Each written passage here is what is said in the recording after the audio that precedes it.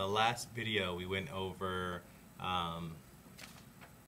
the tools that you can use for your website to better optimize it, tracking and all that. In this video what we're going to do is we're going to cover directing traffic to your website. Okay, there's a lot of different ways to direct traffic. Some of them are free and they just will take time, and some of them cost money. Okay, you have pay-per-click advertising, and you have cost per impression advertising, as well as just regular search engine traffic. Okay, to give you an idea on what pay-per-click advertising is, and this is a great way to direct traffic because you can target directly words that you want to show up for in search results. But if you do a search on Google and you can type sufficiently well, let's say you're looking for, I'm in Virginia Beach, so let's type in plumber. So I type in plumber, let's type in Virginia Beach. Okay, plumber, Virginia Beach, in autocorrect thingy or autofill from Google. Okay, so you see here at the top, you have Virginia Beach plumber, all these ads up here, this area that's all highlighted, oops, here, these are all, whatever, this area here, these are all pay-per-click advertising ads, as well as the ones that are over here on the right. You see the little note where it says ads? So these are all ads, and these up here in this pink area are ads. And people actually pay Google to be at the top of search results based on certain words you type in, like plumber, Virginia Beach plumber, piping leak, broken pipe, leaking toilet, whatever. You choose any combination of words that you want to show up for, and you pay Google every time somebody clicks on an ad. So when I click on that ad at the top, I get redirected to another page, and this company here actually had to pay Google for that click. Okay, sorry, I apologize. I don't mean to cost you guys any money because I'm just visiting your site to show these people how this works, but they actually had to pay for that click. Okay, so you can show up at the top of search results as well, and that's a great way to direct traffic for your website. Another way you can do it is if you have a newspaper, a local newspaper or magazine of some sort that has any number of traffic. Here I'm on the Hampton Roads Magazine website. You can pay for ads on there as well, right? You have this person is paid for this ad space, and you have a dental artist, you know, so that's another way you can direct traffic. And when you're directing traffic, you want to make sure that you're paying attention to the kind of traffic that you want, and whether or not that's going to actually help you achieve your goal, or if that's going to be your target market, right? But these are these are ways that can cost you money as far as advertising goes, because you might pay per month, you might pay per click, you might pay for an impression, right? And impressions, what an impression is when you scroll up here, if there's ads. Okay, so here's an ad here. Obviously on Facebook you can tell it's sponsored, right? And it's a Hyundai ad. Sometimes companies pay per impression. So every time their ad shows up on my page, they pay for, let's say, 1,000 impressions. They might pay 50 cents, right? And what they're doing more so is they're doing branding, but they can also do pay-per-click. So when they're doing pay-per-click, it's every time I would click on their ad from Facebook that company had to pay Facebook for that, right? So you have Facebook pay-per-click, you have Google, you also can do Bing pay-per-click, and Yahoo pay-per-click advertising. The other way to direct traffic, there's lots of different ways, but I'm going to cover two. The other way to direct traffic is to create what's called a blog. And a blog, how a blog works is you basically write about something on a website, and you put words in it so that way when people are searching for it, they can find your blog, or they'll go to your blog for information, just to keep it simple.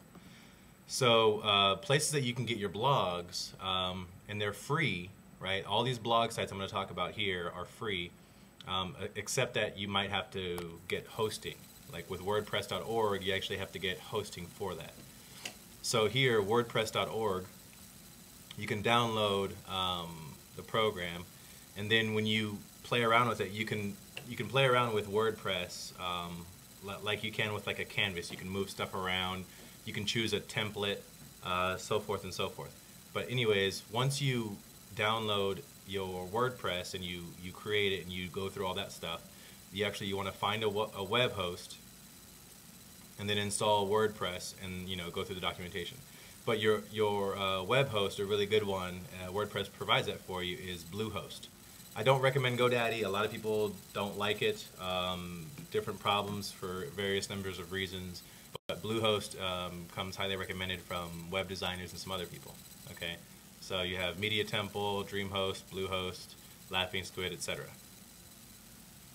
Okay, now we're going to talk about WordPress.com. WordPress.com basically gives you a website that will be your company name or whatever name you want, .wordpress.com, right? So when you click on Get Started here, then it'll bring you to this page where you look and see what kind of website you might have, and they can also provide a .com for your .net or .org. But if you want the .wordpress.com, you won't have to pay anything for that site. But you're limited on what you can do with the template of the site. So as opposed to WordPress.org, WordPress.org would be the equivalent of having like 1,000 pieces of tile to move around and kind of make whatever mosaic you want. Whereas with the WordPress.com, business.wordpress.com, whatever, let's say instead of 1,000 pieces of mosaic, you might get 50. So the range of flexibility that you can do between a WordPress site and a WordPress.org, a .com and a .org, is that a .org will give you a lot more flexibility, a lot more templates, a lot more formats, a lot more options, right? Another blog site is very limited as far as what you can do with it, but you can blog on it and still generate traffic for your website, is Blogspot. Right here we're on Google's, it's actually designed by Google. It's called, it's basically Blogspot, but this is Google's here. And then when you go over here, you would just go up to the top where it says Create Blog. And when you click on that, it'll ask for your information. It'll have you create a Google account. It'll walk you through that. Then you put in your email address, type it in, password, retype password. Then you go through and you fill all this stuff out. You come up with a name for your blog, and then you choose the template you want for your blog, right? And then every time you write a blog about something, you're able to have people from the internet that are searching the internet for certain topics or anything of interest. You're able to pull some of that traffic from the internet, right? Because there's thousands of searches for all kinds of things on the internet, and you want to be able to target the market that you're looking to get from the internet. So to give you an idea, if you're a restaurant and you're in downtown Norfolk, well, if you write a blog and you write a blog about the Tides game, or there's a stadium down in downtown Norfolk, well, if you write a blog about the Tides game and then you end up putting your website or your information about your restaurant at the bottom of the blog or wherever you want, well, people that are searching up the Tides, if they happen to see your blog and they click on it, they'll read about the Tides, but then they'll also get information about your business, right? So you're getting all that traffic from the internet, and you're pulling some of that in a little funnel down to your website to increase traffic, and then from there, your website's job is to basically convert them from someone that is a prospect to a customer, or a highly interest referral, or whatever you want to call it, right? But I think that's it.